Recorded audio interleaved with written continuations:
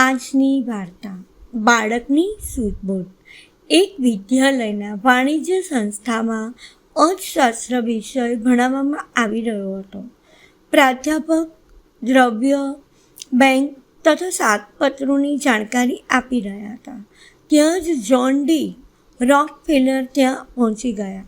પ્રાધ્યાપકે એક છાત્રને પૂછ્યું, સારું, બતાવો, પ્રોમિસરી નોટ કેવી રીતે લખાય છે?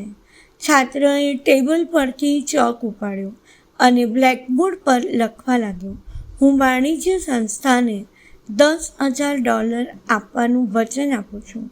હસ્તાક્ષર જ્હોન ડી રોકફેલર. છાત્રની બુદ્ધિ કૌશલ્યથી રોકફેલર એટલા પ્રભાવિત થયા કે તેમણે તે સંસ્થાને તત્કાળ અનુદાન સ્વરૂપે $10,000નો એક ચેક આપ્યો. બાળકની સૂઝબૂઝે એક ધનવાનની સત્પ્રવૃત્તિને જગાડી જ નહીં, પણ તેને કાર્યમાં પણ ફેરવી નાખી.